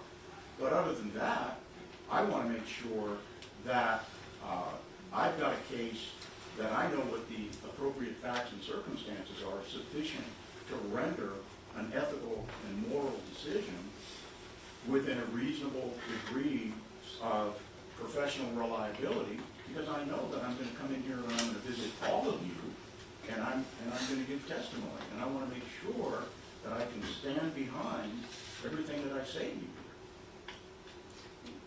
What's your business relationship to Mr. Legalu? He's a subcontracted employee, subcontracted expert. And how often did you all work together? Well, so far, and I've been in Texas for many years, we have worked together on a number of officer-involved shootings. I think this is probably our sixth one together. Okay, I mean, it's helpful that you guys can come as a package, right, in offering your services. Well, yes, and just so that the jury knows, Martinelli and Associates has the only multidisciplinary forensic death investigations team in the United States. Not even the Department of Justice or the FBI has them. And so we have a law enforcement group. We have physicians. We have complete medical staff. We have forensic experts and technicians like Mr. Legalu. And we all come together multidisciplinarily, and we put cases together.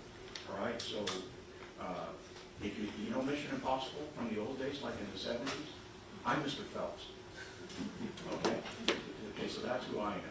So we form a multidisciplinary team, and when, like the attorneys from CLEAT, give me a call, right?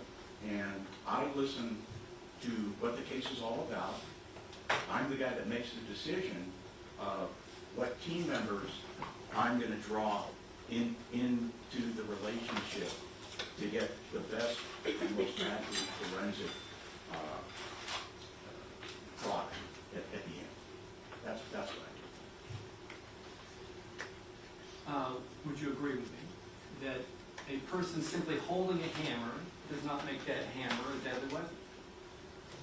In a static world, sure, the person just holding the hammer. It's how the person uses it through what we refer to as attendant circumstances. So it depends on, first of all, who the person is, right? Do they have the intent to do harm with it? That's an important consideration, right? Yeah, I would tell you yes, and non-diagnostically, we look at behavior, because behavior supports an opinion of whether or not the person is violent or whether the person intends to use the instrument to pound some nails into a roof or to injure or kill an officer. Are you aware that roofers use nail guns and not hammers? I'm not a roofer, but I've seen a lot of I think you roofers are. use hammers. Believe you me.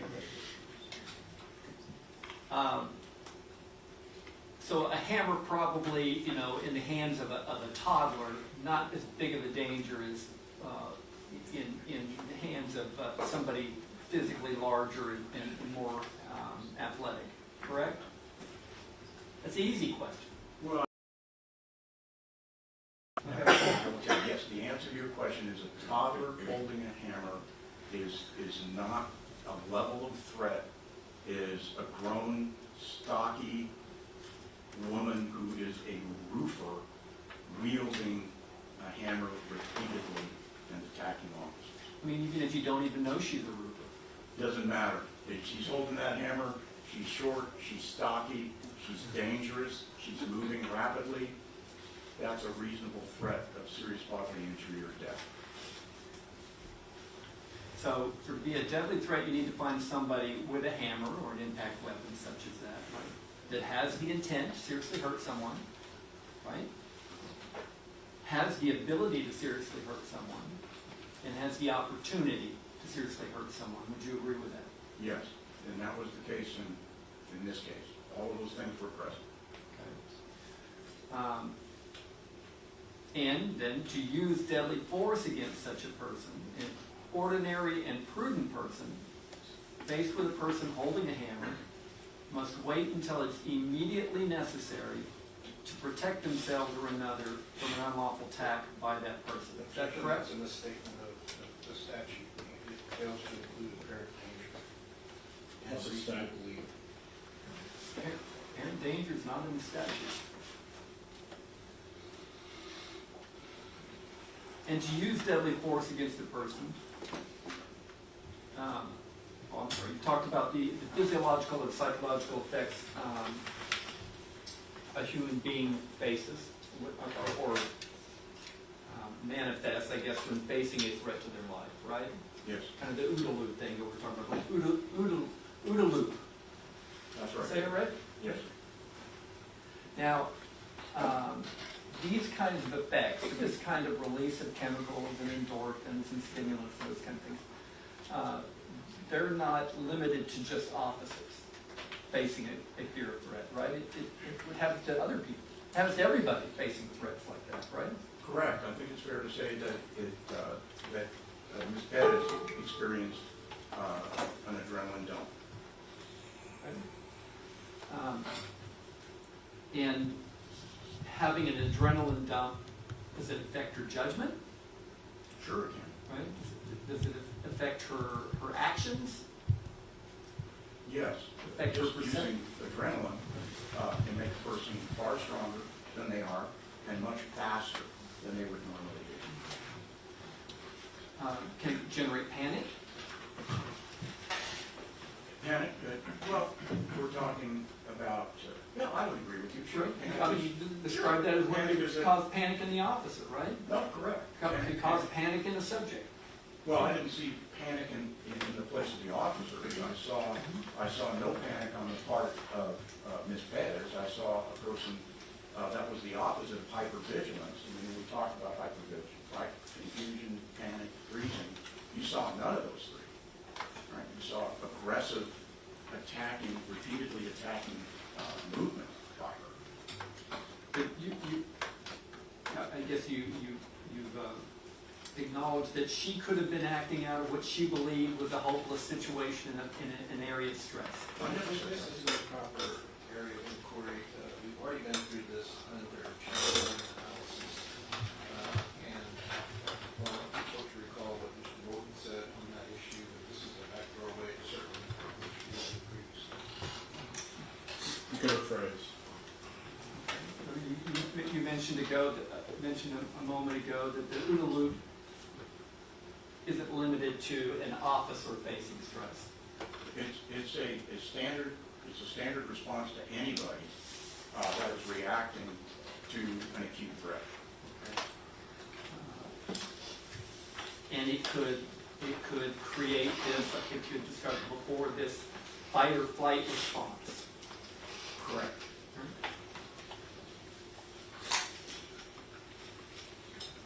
How important was it in your conclusion that the officers acted reasonably in shooting at Ms. Perez, that Melissa Perez was a goal-oriented assailant?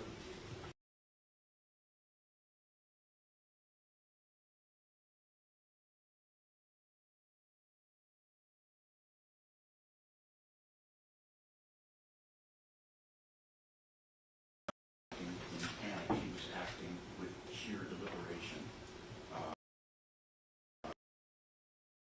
attacking, serious injury. Very important. I mean, do you even have an open mind in considering that Melissa's goal in wielding the hammer was not to hurt officers, but to deter them from coming into her house? Judge, I'm going to object this makes the court previously release on 9.41 justification section. So it suggests officer created danger as a defense, and it also violates the opinion in the Court of Criminal Appeals, Jeremiah Navarro versus State. And I'll sustain. You can refer to that.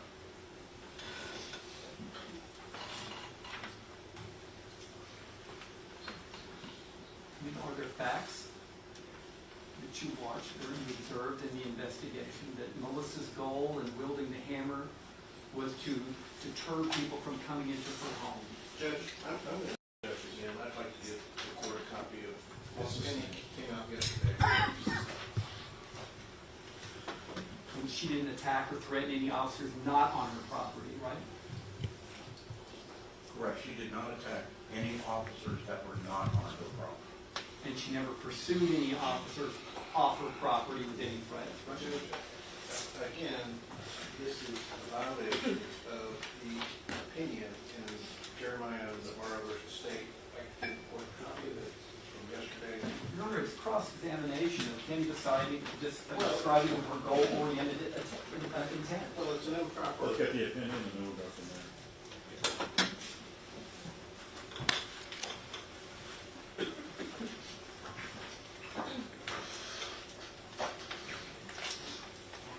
All right, and so I will sustain the objection.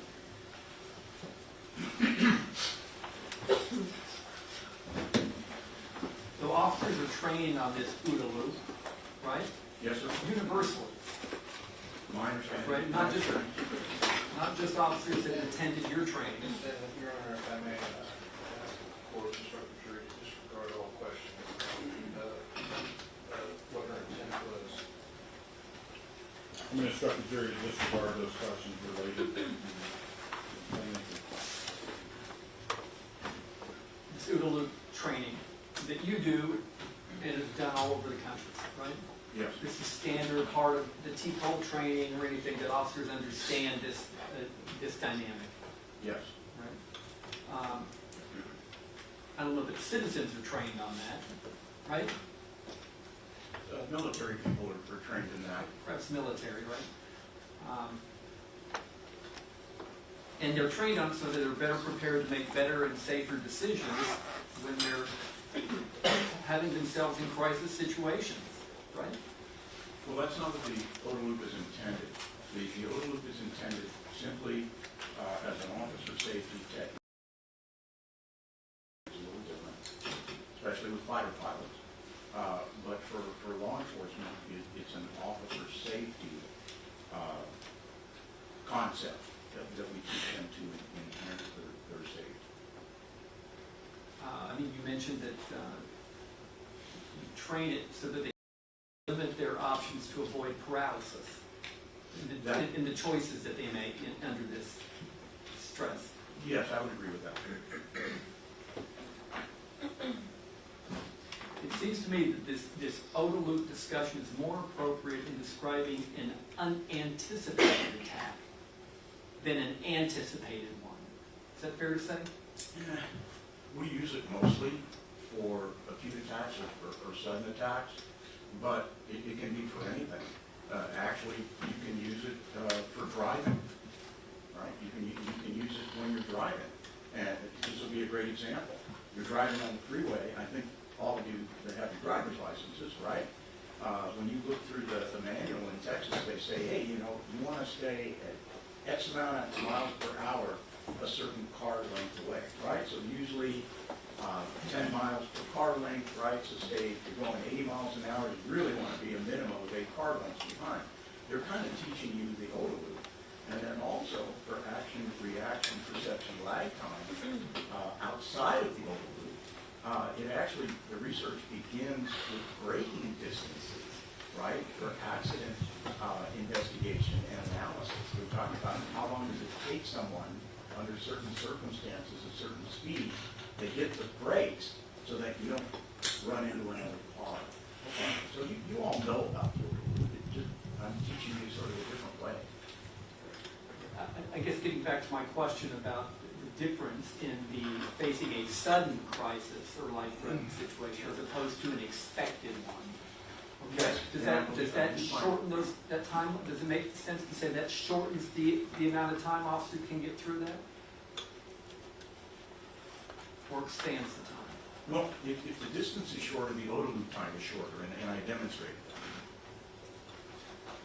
I'm not talking about the distance, I'm talking about the awareness of what's coming rather than the suddenness of it. Well, yeah, because the distance creates an awareness. If you saw what I did with the defense counsel, remember how I put him up really close and he didn't have time to respond, and then I moved back about 8 feet, and then he had time to respond. So that's what I'm referring to in my response to counsel. I mean, I'm kind of referencing if officers had already seen multiple times how she would respond to someone coming to the door, then they would have expected her to respond in a certain way when they approached the door, right? No, not necessarily, because you have to begin the ODA loop over again each time, because remember, the first two portions of the ODA loop are observed and then orient. So when the behavior changes, here's a great example of the behavior.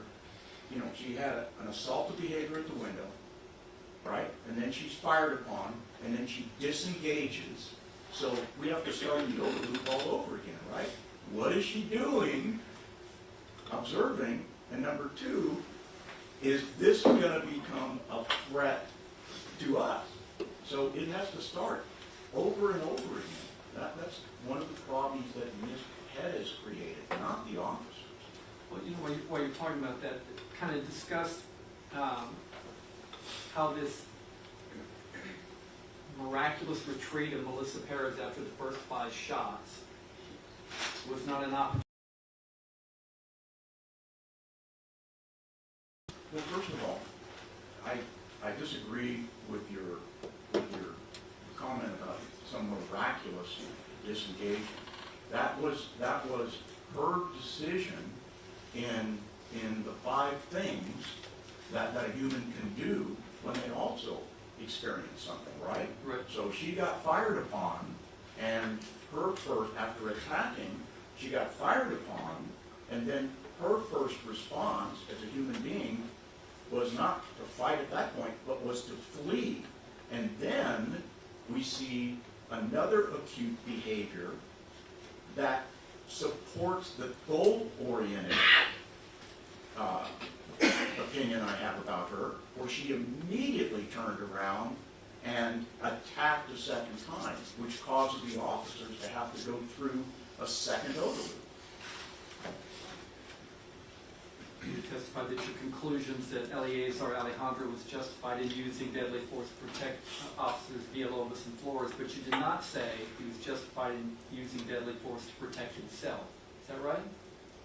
Because at that point, from everything that I've looked at, he realized that she was not presenting a threat to him because he could observe her behaviors, and the behaviors were aggressive towards Sergeant Flores.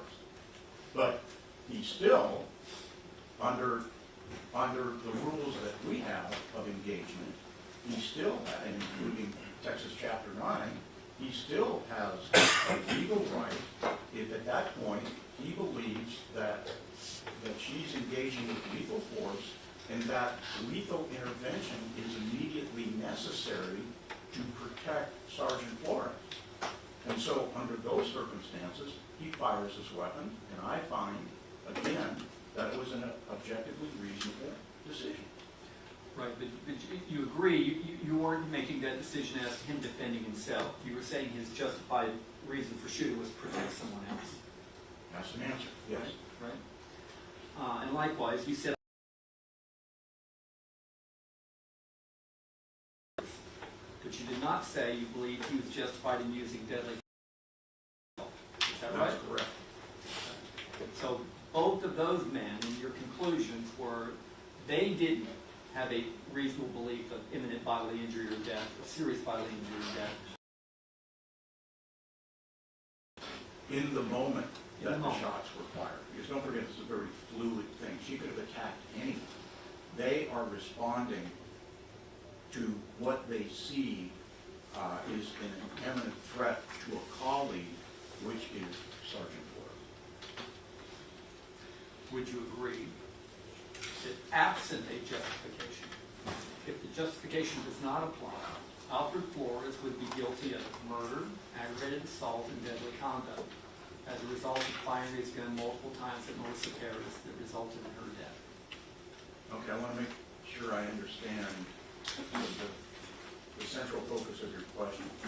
When you say absent everything she was doing, absent her attacking, absent her being armed with a hammer, Sergeant Flores simply deciding to shoot her, that would be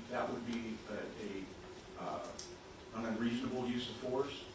Yeah. That created a homicide.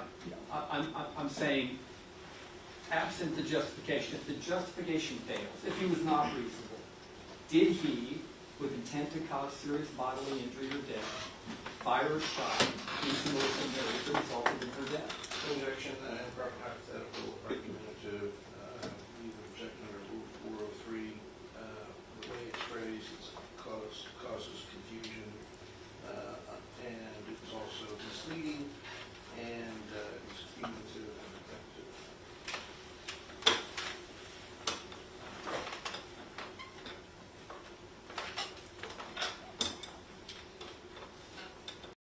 I'll conduct the 403 and sustain. Were you confused by my I question? ask that the court instruct the jury to disregard. I'm instructing the jury to disregard the last one.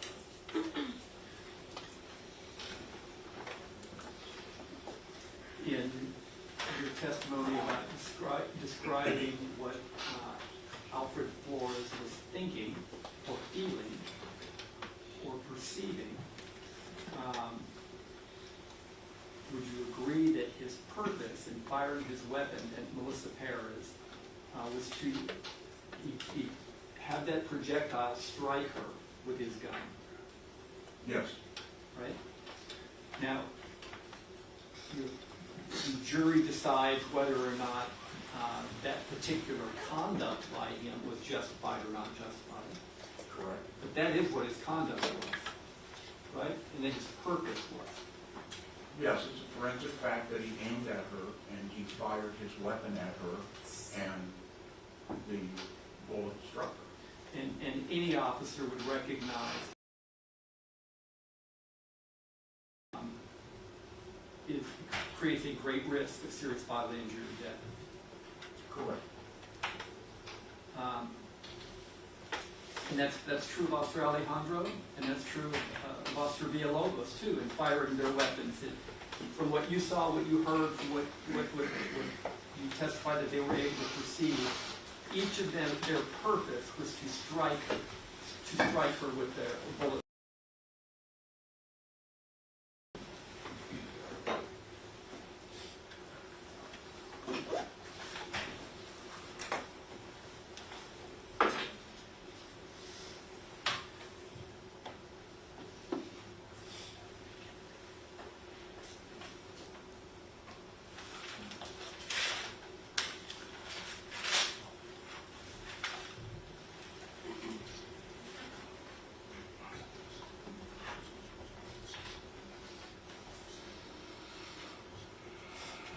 You've given a statistic, I think, during direct examination about how rare it is that officers are involved in shooting people, right? Did you say 1.6%? No, that's total uses of force out of the millions of contacts and uses of force a year by peace officers. I said that that an officer involved shooting, especially a fatality, the statistics are so small, they don't even approach 1%. It would be thousands of 1%. I mean, there's lots and lots of times that police have encounters with citizens, right? And in a huge majority of the time, it doesn't result in the officer having to use force or using force. That speaks to? Yes, sir. Thank you. I'll pass the witness around. Judge, we have no more questions. May the witness be excused? Yes. Thank you for letting me testify. Thank you, everybody. Appreciate it very much.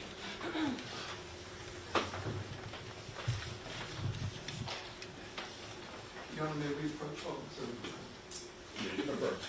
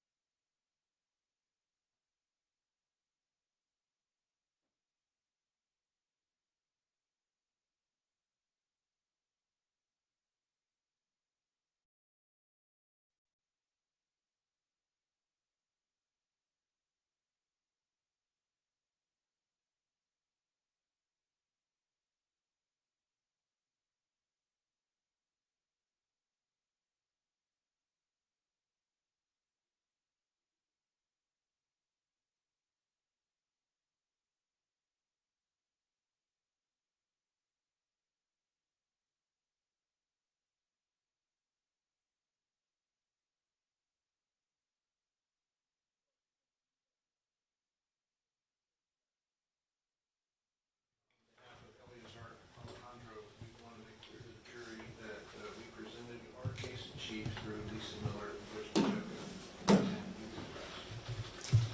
All right, with that, members of the jury, we're going to go ahead and break for lunch. It's 12:52. Give you an hour and a few minutes. Come back no later than 2 o'clock, and we'll continue on. Have a good one. All right, jury.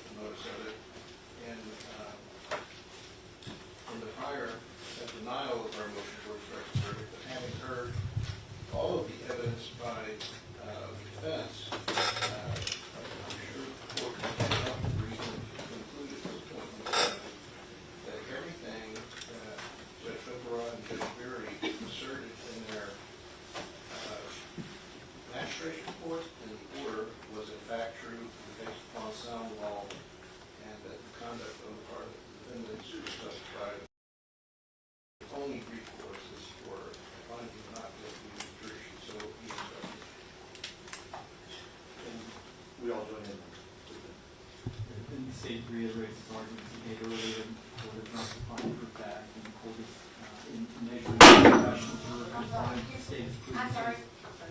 Start over a little bit louder. Sure. In recognizing the burden on or the standard on a motion for directed verdict is that no rational juror can find the elements of the case beyond a reasonable doubt. The court has already made a finding on the evidence it has heard. That there has been sufficient evidence to get past that standard and nothing's changed.